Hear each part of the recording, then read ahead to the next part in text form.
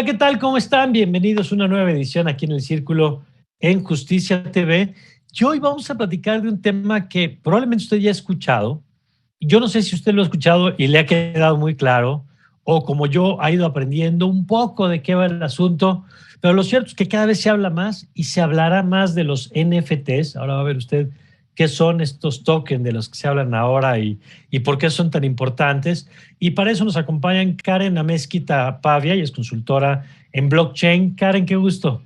No, al contrario, un gusto estar aquí. Muchas gracias por la invitación. Gracias, Karen. Y está con nosotros también, usted lo conoce, Guillermo Pérez Bol, de consultor de tecnología en realidad virtual. Guillermo, qué gusto. Y bueno, pues empecemos directamente por las definiciones.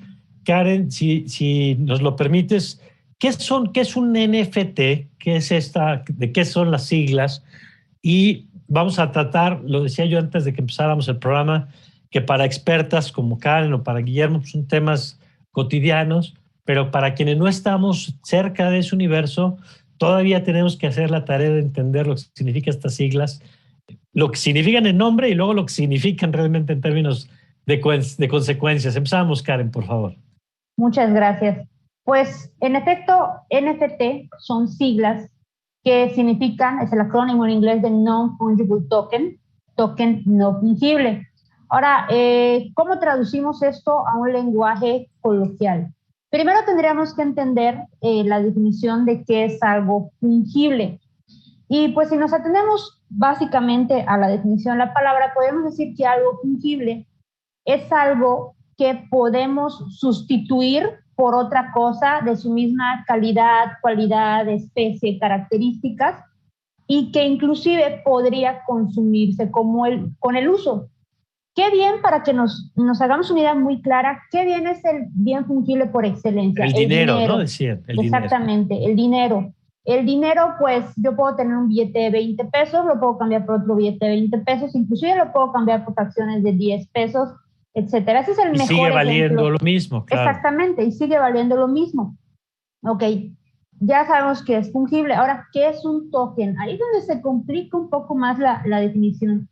Pero que nos ayude mucho imaginar que un token es una representación digital de un objeto, de algo que cualquier cosa que nosotros podamos representar de manera digital, eso es un token. Un video, una fotografía, una canción. Algo que podamos representar, decir, no sé, esta imagen o algo así, certificado, esta criptomoneda, ahorita vamos a andar un poquito en eso, es un token.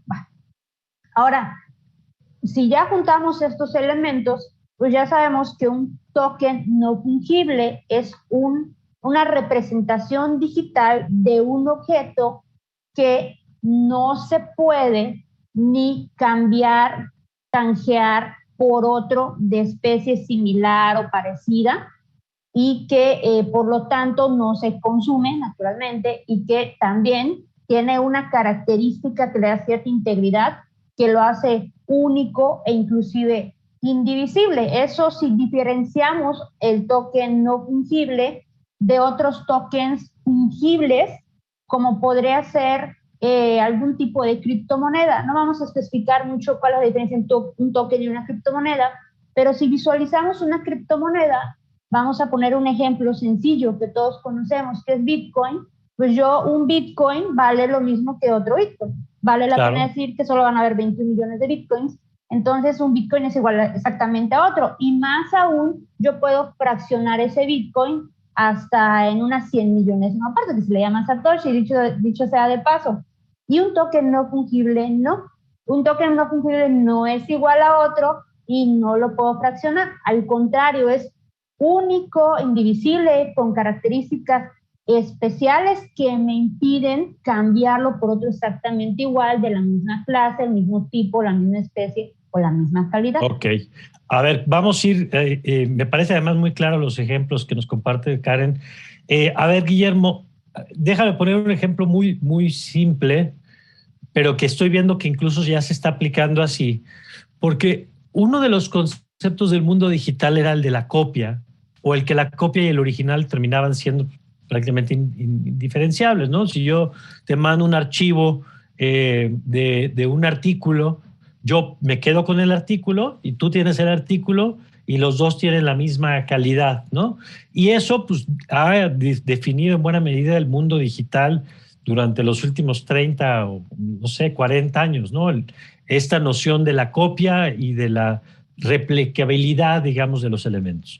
Y de pronto empezamos a escuchar conceptos como este que nos pone Karen en la mesa, y en las noticias, lo que los mortales empezamos a oír son cosas como que se vende el NFT, que por lo que nos decía Karen es como la propiedad o una representación de la propiedad de un clip o de un GIF de un conocido, o como ahora ya nos están haciendo, por ejemplo, de las cartas de jugadores de la NBA, en donde hay una carta de un jugador, pero que a diferencia de las copias que pueda haber, es como la original, digamos, y que al ser original tiene valor, porque tiene un valor distinto a las copias que podría haber. Entonces, para irnos acercando a ver si esto, Guillermo, que estoy diciendo, tiene sentido en el sentido de que del NFT coloca el tema en esta exclusividad o esta idea de originalidad frente a la imagen de la copia que tenemos tan establecida en el mundo digital hasta ahora.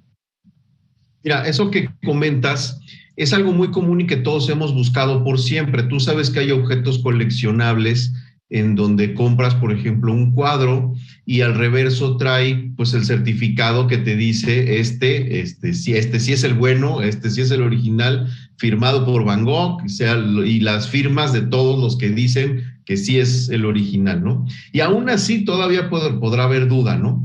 Si es o no es, porque incluso hasta la firma se podría falsificar, ¿no? Y puede haber un póster o puede haber una copia muy parecida, pero el original es uno. Cuando tú vas a un museo, no sé, vas a cualquier museo del mundo y las obras que están adentro expuestas, afuera te las venden como servilletas, como trapos de cocina, ¿no? O sea, es la misma obra, pero te la venden de muchas maneras. Oye, ahora, la obra de arte en calcetines, ¿no? En calcetines, exactamente. Entonces, ahora de lo que estamos hablando es cómo la tecnología le puede dar un nivel, no nada más de seguridad, sino de certeza a que esta pieza específico sí es realmente única. Y eso es lo que hace esta tecnología de blockchain, que es muy complejo explicarla, aunque al principio podría ser muy simple, ¿no? Lo que hace esta tecnología es tratar de brindarle al objeto, que es un objeto cualquiera, una característica que lo hace único. Solamente este objeto tiene esta, digamos, vamos a decirlo muy burdo, y a ver si ahorita Karen no me dice algo feo, vamos a decirlo, le pone una línea de código donde dice, este sí es el bueno. Es como si dijeras, trae su código de barras que te dice que es el auténtico. Y esto sirve para muchas cosas, ¿no? O sea, no nada más sirve para esos coleccionables que vemos en Internet. Muchos de los coleccionables que hoy ya se están comprando, como esas tarjetas de los jugadores, como el anillo del Super Bowl, como el balón autografiado. Bueno, ahora esto se convierte en un NFT que lo que te da a ti como comprador o como dueño del objeto es la plena certeza de que no hay otro igual, porque es único. Entonces esto, pues de alguna manera te ayuda a que el valor de la pieza incremente, porque entonces ahora sí tú puedes comprobar mediante el blockchain, que es como tu certificado sello de autenticidad, que no te lo da una persona, sino te lo da la propia tecnología sobre la cual está fundamentado esto. Entonces, es como darle un nivel de seguridad adicional. Entonces, eso hace que los coleccionables crezcan de una manera impresionante. Hoy en los eventos, en muchos lugares te están dando NFTs que pues hoy tal vez no vale nada, pero en un futuro, por ser únicos, pues sí van a tener un valor y más conforme va incrementando el tiempo y conforme van sucediendo cosas relacionadas con eso. Te cuento el ejemplo. Yo tengo un cuadro, más adelante se los voy a mostrar, tengo un cuadro autografiado por los actores principales de la saga de Star Wars, ¿no? El cuadro valía X, lo que tú me digas, y trae atrás un certificado. Pero cuando muere Carrie Fisher, la actriz de Star Wars, su valor incrementó exponencialmente, ¿no? Y Dios no lo quiera, tocó madera, muere algún otro de los actores, pues su valor va a incrementar. Ahora, claro. Pero yo no tengo la plena certeza de que mi cuadro sea el único, ¿no? ¿Por qué? Porque no tiene el blockchain de respaldo que me dice efectivamente lo es. Entonces, pues es una manera, el blockchain, a través de los NFTs, de poderle asegurar al propietario que es único su objeto. Oye, y en ese sentido, Karen, esto que explica Guillermo muy bien, a diferencia de lo que pasa en el mundo digital, donde una copia tradicional, digamos, no era necesariamente distinguible en sus características, ¿no? Si yo copio una hoja de texto y puedo tener una copia y puede tener la fecha a lo mejor diferente del original y de la copia, pero las características del objeto son el mismo. En esta tecnología sobre la que se está hablando ahora no es, por lo menos hasta hoy, no es replicable, no es clonable, no sé si es el término correcto, pero porque han estado explicando ustedes que una característica es este carácter de originalidad. ¿Qué permite esta tecnología distinto a lo que teníamos hasta hace poco? De hecho, creo que iba a hacer mucho la precisión de que, sobre todo cuando hablamos de activos digitales o cualquier cosa, no activos digitales, sino cualquier cosa digital, vamos a ponerlo así. El MP3, el video, el archivo en cualquier formato, pues estábamos acostumbrados a copiar y pegar. Entonces, con la blockchain y específicamente con Bitcoin, llega lo que mucha gente dice que es, y estoy de acuerdo, el primer activo digital escaso. Porque por código, Bitcoin es escaso. Y un NFT no solo es escaso, es único. Ahora, ¿cuál es la tecnología que está detrás que nos permite decir, no, Bitcoin es escaso, solo hay 21 millones, o ese NFT es único, solo hay pues uno en su tipo? O sea, esa tecnología es precisamente la tecnología blockchain. Pero bueno, ¿qué es la tecnología blockchain? Que es a donde quiero llegar. La tecnología blockchain, o pues en español, la cadena de bloques, imaginemos que es un libro contable, ¿ok?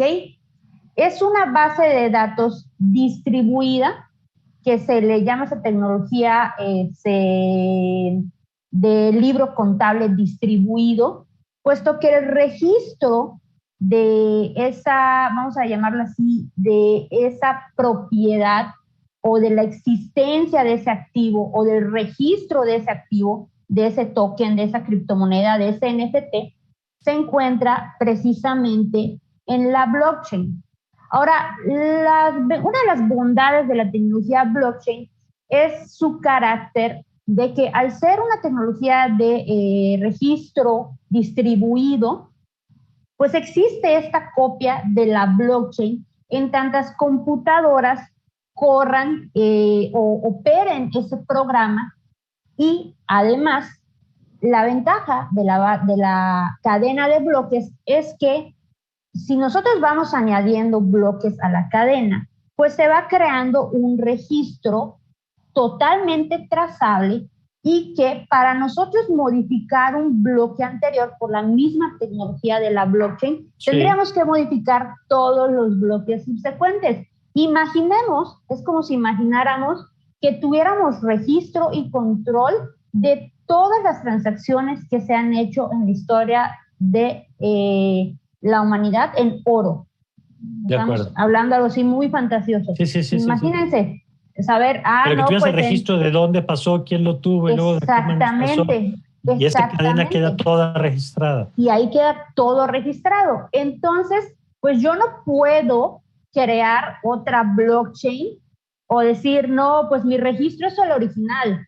O yo no puedo ahí en ese bloque donde está el registro introducir un dato y decir, no, este registro es original. Porque aparte de que tendría que cambiar todos los bloques agregados posteriormente a la transacción, pues se le llama cadena de bloques y que tiene desde luego una estampa de tiempo, de acuerdo, pues tendría que hacer esa modificación en todas las bases de datos donde esté esa copia, vamos a llamarlo así, de acuerdo, esta base de datos de ese libro contable. Y eso es lo que hace tan robusto, digamos, esta tecnología. Es correcto. Así es. Ahora, lo estamos viendo, me encanta porque yo en este programa vengo a aprender realmente. Les decía que yo traigo las preguntas con la maravilla de tener invitados como ustedes que nos ponen las respuestas. Lo que estamos viendo, Guillermo, si te parece, para cerrar este bloque es ¿cuáles son hoy las expresiones más visibles? Ya regresando de la pausa a la que iremos en unos momentos, revisaremos posibles aplicaciones, pero ¿cuál es hoy, digamos, la aplicación más visible que tiene esta tecnología? Pues mira, hay muchas, pero una de las que hoy se está dando con mayor auge, que está creciendo más, tiene que ver con los artistas gráficos, los artistas visuales que le están tratando de imprimir a su obra ese valor único. Y pues están en lo correcto, ¿no? Debería de ser único, ¿no? Entonces, de hecho, el NFT más caro que se ha vendido y que en realidad yo creo que es más para la anécdota que en sí, como lo que se logró tecnológicamente hablando, es una imagen, un rostro de un simio, ¿no? Muy bonito, muy lindo, pero no tiene más, ¿no? O sea, no es un Rembrandt ni no es un ¿En Van cuánto Gogh. se vendió? No recuerdo ahorita la cantidad, pero millones de dólares, ¿no? Y lógicamente cuando ahora tú lo quieres vender, pues también hay esa posibilidad. Hoy incluso estas obras que se están vendiendo como NFTs, pues la gente las está coleccionando, sobre todo cuando corresponden a un momento o a un evento o algo en particular. Acaba de haber un concierto hace poco en Ciudad de México, y pues uno de los patrocinadores estuvo regalando unos NFTs para que la gente los tuviera de ese evento. Entonces, ya no nada más es visualmente lo que ves que dices qué bonito está, vale por lo que es, sino ahora también vale por el momento en el que lo obtuve, de la manera como lo obtuve, ¿no? En el Super Bowl también varias marcas estuvieron regalando NFTs con la idea de darle un valor adicional al evento, ¿no? Entonces, es como lo que hoy está sucediendo. Varias marcas comerciales están ya subiéndose a este tema porque están viéndole el valor de algo coleccionable, ¿no? Y ponen su marca, pues ahí, ¿no? Entonces, como algo que la gente ya está buscando, pues le pongo mi marca. Es como los cilindros para el café que dices, está muy bonito, ¿no? Qué bonito está, pues vamos a ponerle mi marca para que la gente lo quiera, ¿no? Entonces, la gente ya va por el vaso, ahora ponle la marca para que sea atractivo, ¿no? Muy bien. Vamos a hacer una pausa y ahora que regresemos yo quiero preguntarles, primero, si estamos viendo también una burbuja en este sentido, porque ya contabas ahora el tema de de la imagen de este mono, simio, no sé exactamente en qué categoría entre el dibujo está este dibujo que en efecto se ha vuelto muy famoso, ya lo era y ahora es más. Pero ¿hasta dónde estamos también viendo una especie de burbuja de especulación, como hemos visto en otros momentos en el mundo digital también? ¿Y hasta dónde de veras estamos ante algo que, en su opinión, pues de veras viene a cambiar las reglas del juego? Ahora ya escucho cada vez más que se habla de la Web 3, ¿no? Ya si la 2.0 era la de la creación de contenido, de las redes digitales, ahora estamos hablando de este mundo de Internet donde hay propiedad y donde hay descentralización y se empieza a hablar de una configuración diferente. Pero si les parece, eso nos lo explican regresando de la pausa, que ya saben que es muy breve, y enseguida regresamos con más aquí en El Círculo. Ya volvemos.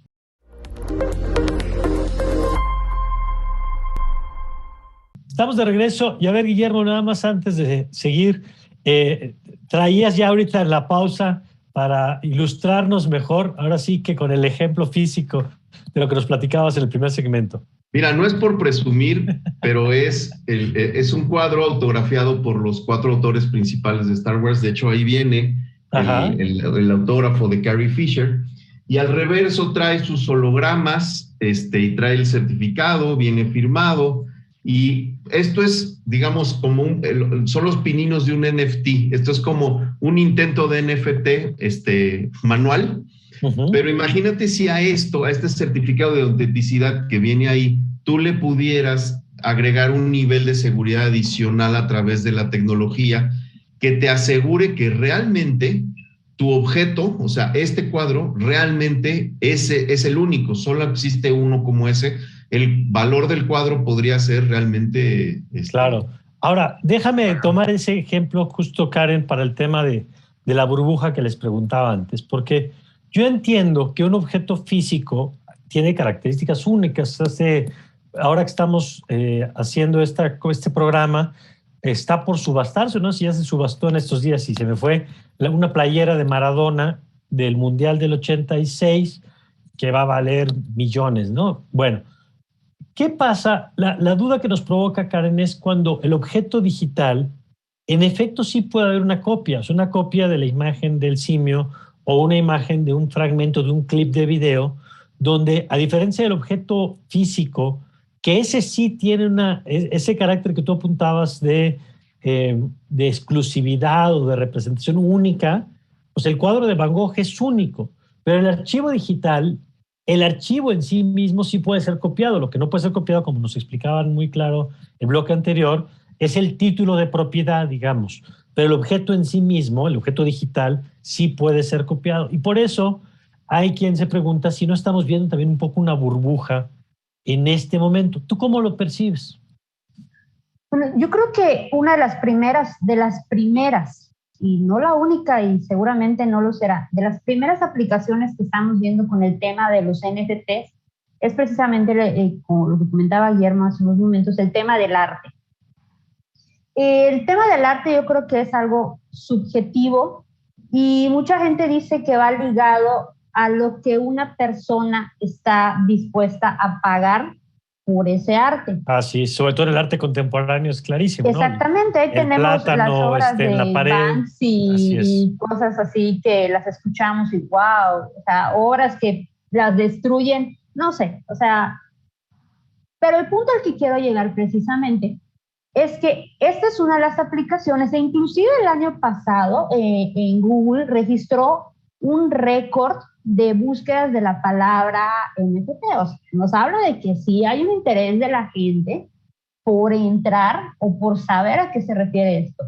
Esas búsquedas, debo decir que pues bajaron, decayeron en este año, quizás ya no es tanto, quizás está pasando la euforia, pero fíjense cómo cuando vimos NFTs, lo asociamos con dibujitos o imágenes o changuitos o monitos, lo que sea que se nos pueda venir a la cabeza, que sea la aplicación más popular en ese momento.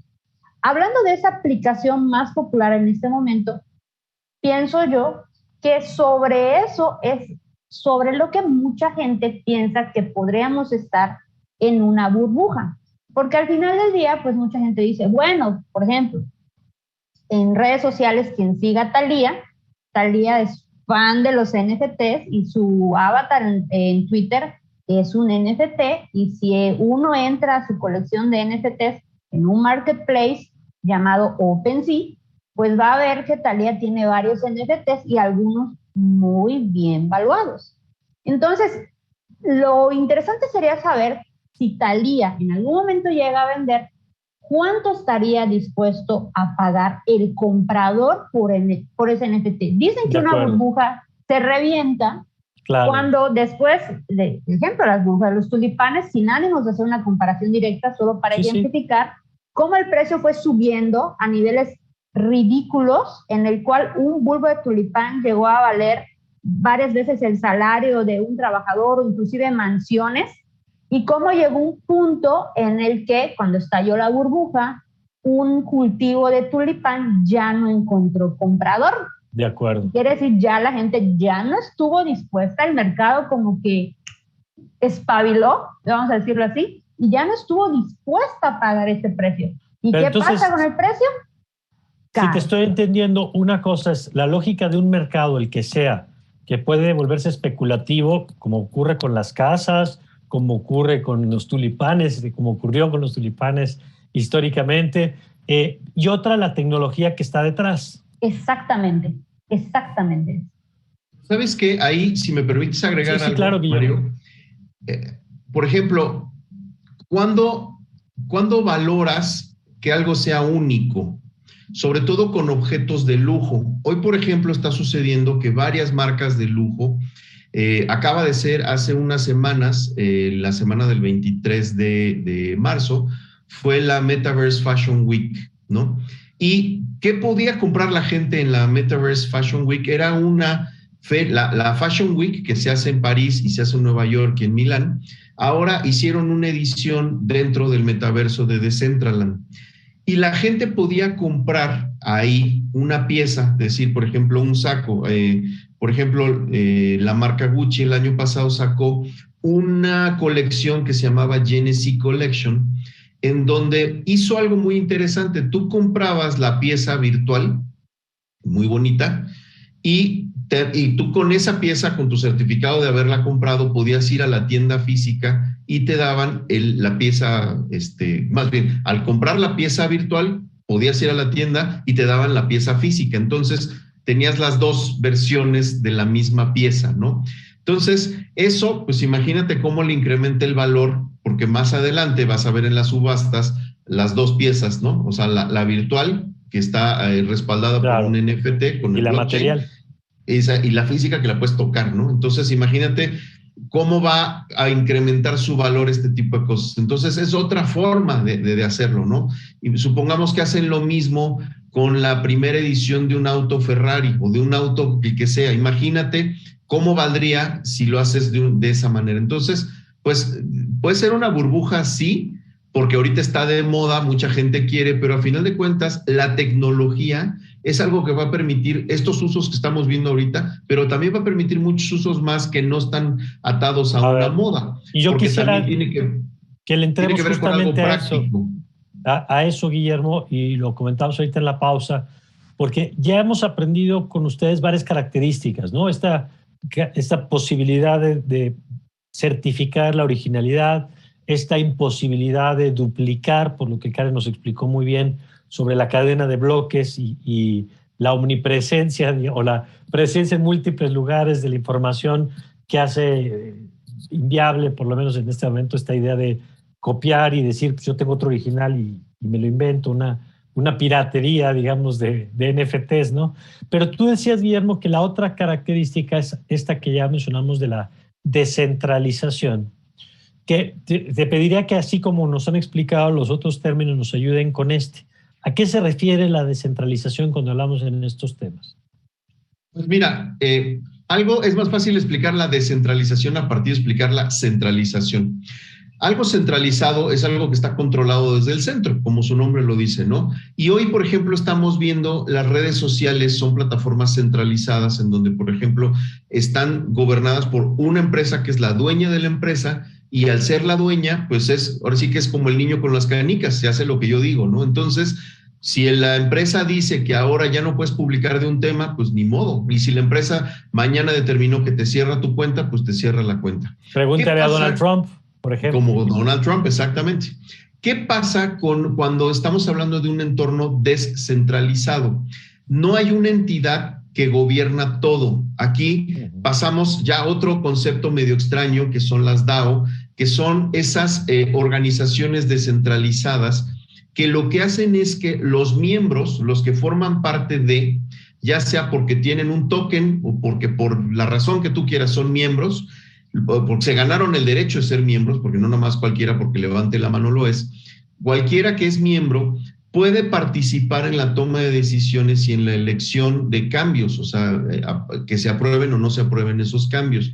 Esta descentralización puede ser muy importante porque podría ser el futuro de temas bancarios, de temas financieros, de temas de redes sociales también, de temas de comunicación, en donde ya no respondas al interés de una empresa, sino ahora sí de una comunidad, de un grupo. Mientras más grande, pues más personas o más individuos pueden participar, ¿no?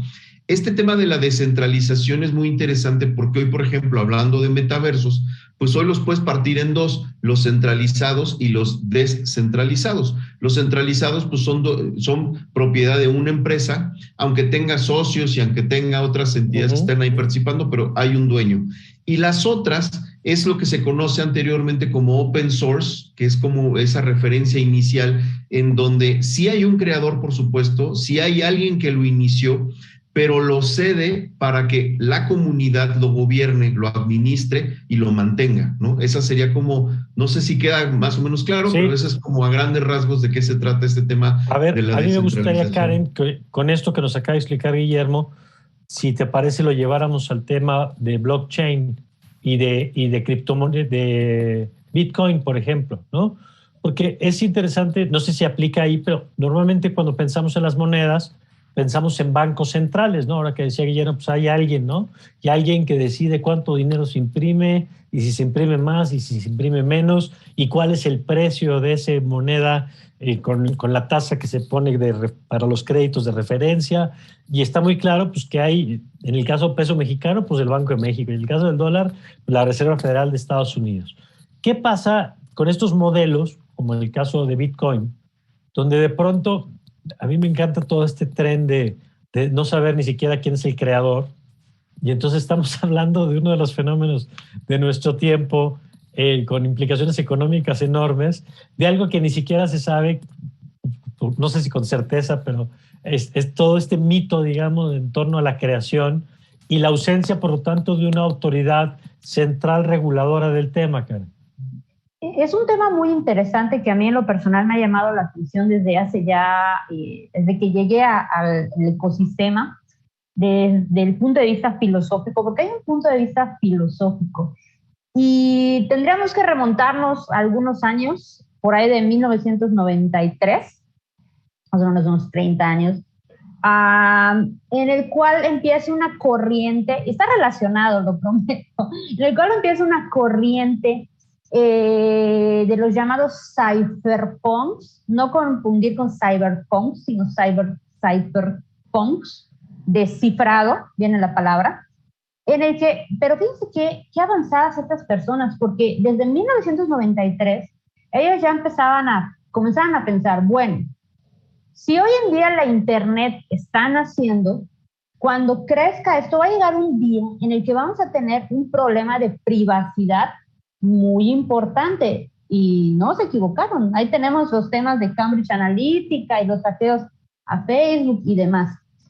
Entonces ellos comienzan a pensar sobre la importancia de conservar cierta privacidad, sobre todo en el tema de las transacciones económicas. Intenten ustedes hacer una transferencia bancaria sin que el banco sepa quiénes son ustedes. No hay manera. Imposible, no hay manera.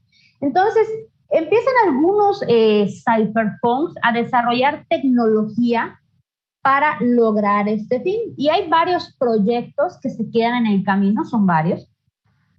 Hasta que en 2008, precisamente, no sabemos si es una persona, si es un hombre, si es una mujer, si es un grupo de personas que se hace llamar o se hizo llamar en su momento Satoshi Nakamoto, que en su momento cuando él todavía era público, sin saber de quién estamos hablando, afirmaba ser un hombre de 37 años japonés, aunque mucha gente cree que esto no es cierto, que él, todos esos elementos que ya existían, como por ejemplo la tecnología blockchain que ya existía, simplemente no era como que de uso tan común o popular o conocido, lo intercala con una tecnología que resuelve el problema llamado del doble gasto y de que no existe un tercero de confianza, porque si yo hiciera una transacción bancaria, ¿quién es el tercero de confianza? El banco. Es una operación centralizada que inclusive tendría que pasar por otra autoridad si estamos hablando entre transacciones entre dos bancos, que implica claro. el tema de cámaras de compensación y demás. Entonces Satoshi Nakamoto, usando uso de esta tecnología blockchain, resuelve el problema de quitar al intermediario, al tercero de confianza, le llama él, y también resolver el problema del doble gasto. ¿Qué es eso? Lo que conocemos como pues, la falsificación. Vamos a poner en términos sencillos. Yo puedo falsificar un billete de 20 pesos, ir a la tienda y desgraciadamente, a pesar de estar cometido un delito, pues quizás la persona que atiende pues crea que mi billete es auténtico. Pero precisamente por la tecnología de blockchain no pueden existir Bitcoin falsos. No puedo gastar 2 veces un mismo Bitcoin, solo lo puedo gastar una vez. Y a eso le sumamos el tema de la descentralización. Es decir, que esa base de datos distribuida pues se encuentra en varias computadoras a lo largo y ancho del mundo que se llaman nodos, y algunos de estos nodos son mineros, que son los que crean el Bitcoin.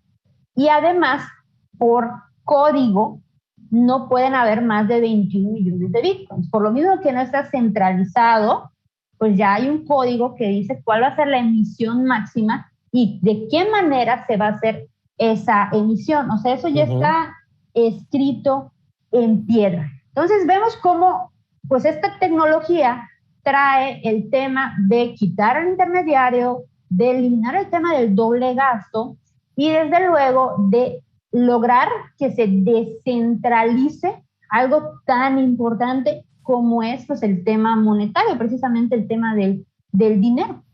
Ya, y bueno, ahora vemos hasta aplicaciones en temas de la guerra de Rusia y hay quien dice, ¿no?, que el tema de justamente esta posibilidad o imposibilidad de control, como ocurre con los bancos centrales, pues permite hacer operaciones por fuera, digamos, del sistema institucionalizado financiero. Vamos a hacer una pausa y ahora que regresemos, yo quiero preguntarle a Guillermo y a Karen, ¿hacia dónde ven esto? Porque bien decía Guillermo hace rato, pues obviamente ahorita el reflector está puesto en los coleccionables y decía Karen, pues sí puede haber una burbuja, puede ser, pues sí, lo sabremos a la hora que quieran canjear y a ver si se los pagan, como bien decía Karen, si el valor de compra pues, crece o no, y ahí es donde sabremos el tamaño. Pero eso es el mercado. La tecnología que está detrás, ¿qué usos está teniendo ya?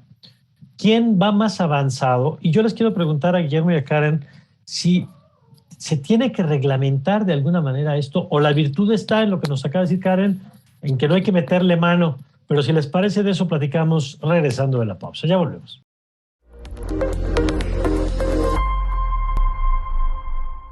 Estamos de vuelta y Guillermo, a ver, yo quisiera primero conocer esto que decía Karen sobre, que decías tú y que decía Karen sobre el tema de la descentralización.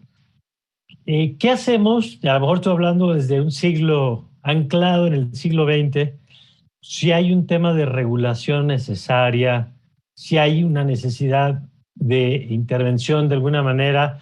A ver, Karen, ¿tú cómo ves ese tema? ¿Es pertinente, prudente? ¿Los estados tienen que decir algo al respecto o no? Hay muchas ideas encontradas al respecto. Yo soy abogada, entonces yo siempre he creído que el derecho debe de ir a la vanguardia, es un hecho, el derecho tiene que ir a la vanguardia, no se puede quedar atrás respecto a todas estas nuevas tecnologías. Y desde luego nosotros sabemos que pues como ciudadanos, pues viviendo en un régimen pues, de libertades, pues obviamente pues, una máxima del derecho es que lo que no está expresamente prohibido para el ciudadano pues está permitido. Sin embargo, eso creo yo que tampoco significa que necesariamente tengamos que vivir en el viejo oeste, como se le llama muchas veces a este tema de las criptomonedas, ¿no? Este es el viejo oeste. Y mucha gente hace alusiones de que uno de los principales marketplaces, que se llama OpenSea, bueno, dicen, esto es un mar abierto y por lo tanto está lleno de piratas, ¿no? Se dice mucho en broma, ¿no? Pero más allá de las bromas, yo creo que sí sería sano que existiera quizás alguna regulación que permitiera proteger a la persona pues contra posibles hechos delictivos como podrían ser el robo de las llaves privadas, los hackeos, porque esto existe, o sea, han habido personas a las que les han robado sus NFTs valuados en millones de dólares. Y por la situación de que, ok, ¿quién me lo robó? ¿Dónde está la persona que me lo robó?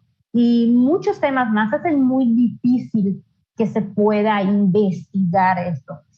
Sin embargo, yo creo que sería positivo, de alguna forma, se pudiera proteger pues a las personas que son víctimas de estas situaciones, porque desgraciadamente casos como el phishing o el hackeo y muchas conductas delictivas que existen en la red, pues de alguna forma se trasladan al ámbito de las criptomonedas, ¿no? Mucha gente ha sido víctima, he escuchado el caso hoy en la tarde, de una persona que tenía en su wallet, en su cartera de criptomonedas, vamos a decirlo de esa forma, un NFT, bueno, las llaves, las claves de un NFT, y que alguien se hizo pasar por la plataforma de Marketplace donde esta persona tenía su NFT y le dijo, bueno, necesitamos validar tu información, por favor, proporciónenme sus claves privadas. Y pues la persona, pues, sin conocimiento, pues dijo, bueno, pues quieren validar mi información y les paso mi información y cosas. Ya la robaron, claro. Y le robaron. Definitivamente, pues allá hay, pues, podríamos decir que la persona fue víctima inclusive de algo incorrecto, indebido, y que podría pues acudir a las autoridades, pero hay muchos problemas para definir, bueno, ¿dónde está la persona que lo hizo? ¿Y quién lo hizo y cómo lo hizo? De hecho, Karen, me pondría de pie para aplaudirte, pero me saldría de la pantalla, porque yo siempre digo que necesario es que desde disciplinas diferentes a las de los expertas y expertos en tecnología puedan abordar el tema. Entonces, que seas abogada me encanta, porque yo siempre viene a mi mente la imagen de Mark Zuckerberg con los senadores y senadoras de Estados Unidos, donde los senadores no tenían la menor idea de lo que estaba diciendo Mark Zuckerberg. Y yo decía, no hay manera de que el Estado americano tenga alguna capacidad de incidencia cuando no hay la menor comprensión del fenómeno frente al que están, ¿no? Entonces, de ahí la necesidad de tener abogadas para tener después legisladores, legisladoras, educadores que entiendan estos temas. Entonces, bueno, primero felicidades, Karen, porque sí, hace falta sin duda especialistas de todos los campos. Y voy contigo ahora, Guillermo, a preguntarte lo mismo. A ver, bueno, dos cosas. Uno, ¿qué aplicaciones ves tú que ya están ocurriendo, quizá lejos del reflector de los coleccionistas y de esto que ya hemos platicado, que ya estás viendo tú en los NFTs de aplicaciones concretas hoy? Y si quieres empezamos por ahí y ahora te pregunto lo otro.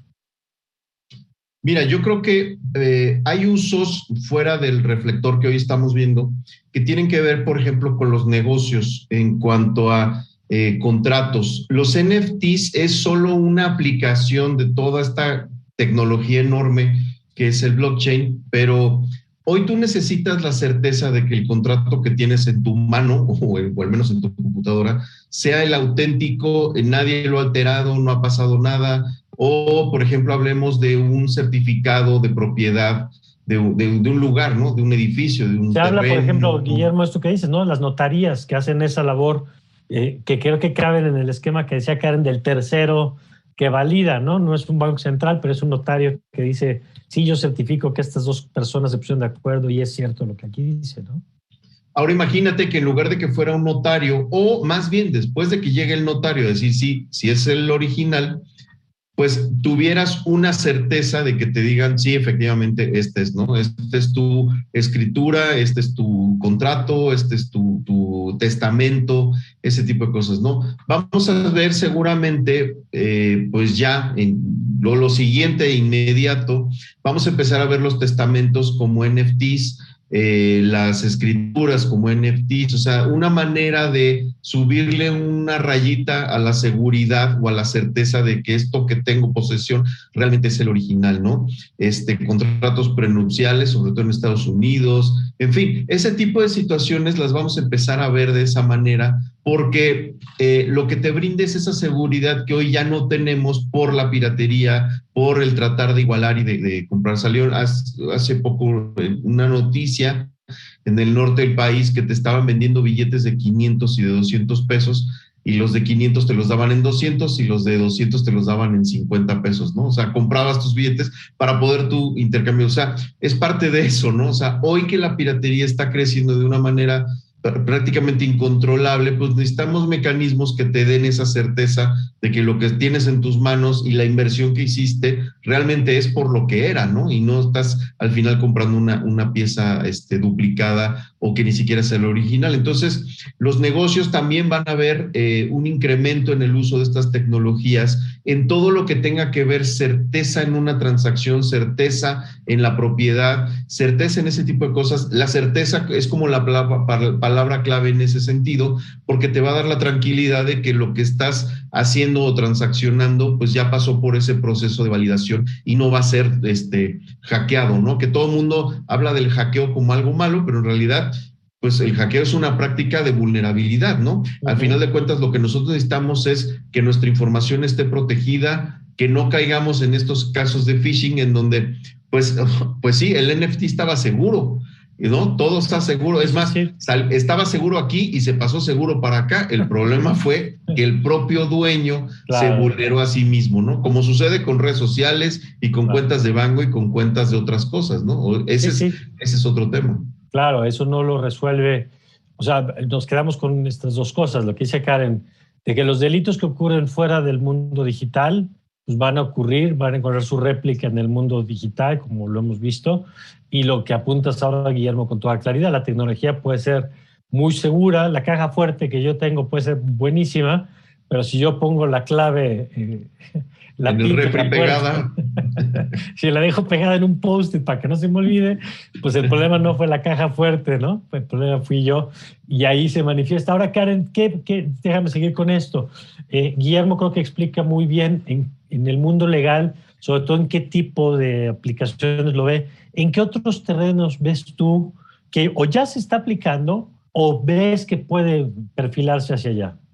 Ahorita una aplicación que yo me enteré relativamente poco para el tiempo de existencia, hace poco para el tiempo de existencia que ya tiene, son los nombres de dominio. Pues ya sabemos nosotros que un nombre de dominio, al día de hoy como los conocemos, pues es algo único que solo una persona puede tener ese nombre de dominio, ¿no? O sea, por ejemplo, Facebook. O sea, yo no puedo ir y comprar el dominio de Facebook porque pues ya tiene dueño, evidentemente.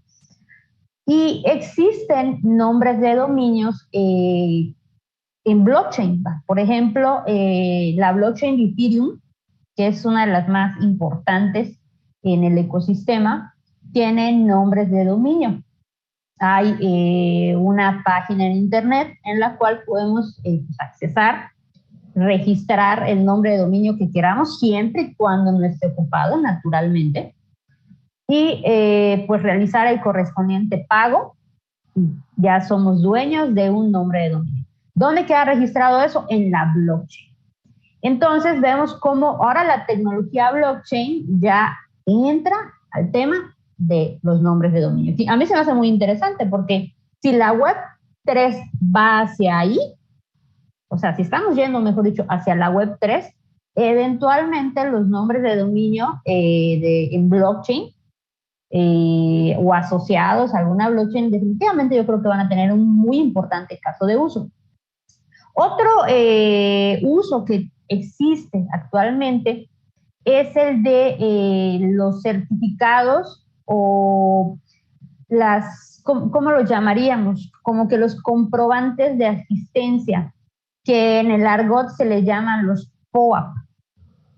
Un POAP es un NFT que yo adquiero por asistir a un evento. Por ejemplo, el día viernes fui a una plática sobre el tema y muy interesante la plática y yo contentísima. Y así como te daban tu certificado, claro, te dan esto. Bajo la aplicación a mi celular de POAP, así se llama, y me dicen, bueno, puedes reclamar el NFT leyendo este QR o introduciendo esta palabra en clave, ¿no? Entonces tú agarras tu celular, la aplicación, la abres, haces el procedimiento y ya tienes el comprobante, el certificado, no sé cómo lo quieran llamar, de asistencia, de que yo fui de manera presencial a ese evento. Claro, o sea, el chiste y la idea de esto es de que yo lo obtenga porque yo fui y yo escaneé el código QR o me dieron la palabra clave y voilà, ya con eso queda para la posteridad en la blockchain que yo asistí a ese evento. ¿Qué otras aplicaciones podríamos tener? Para muestra un ejemplo, ya se está hablando del metaverso, de los metaversos. Pero imaginemos que estamos en un metaverso de una de las redes, de uno de los metaversos más populares en el ecosistema, se llama Decentraland, y yo quiero comprar una tierra virtual en el metaverso. Bueno, pues esa tierra virtual es como un terreno en la vida real, es único, es un NFT. Si lo tengo yo, nadie más lo puede tener. Exactamente, claro. Está ubicado en ciertas coordenadas y, no sé, tiene ciertas características, es único, es un NFT. ¿Qué pasaría si nosotros pudiéramos trasladar ese concepto al mundo real? Es decir, tokenizar propiedades o bienes inmuebles. Bueno, es una aplicación que podría tener en el futuro, ya hablando de que pues obviamente contamos con una tecnología de registro que aparte es pública, eso es muy importante, es pública, cualquiera puede entrar al explorador de bloques de esa blockchain y revisar toda la trazabilidad de ese NFT en este caso, y además que es distribuida y sobre todo que hemos estado hablando sin la existencia de ese tercero de confianza y pues obviamente respaldada por la tecnología blockchain. De acuerdo. Pues es muy fuerte. Yo mientras más escucho hablar del tema, más me queda claro que estamos en la entrada de un mundo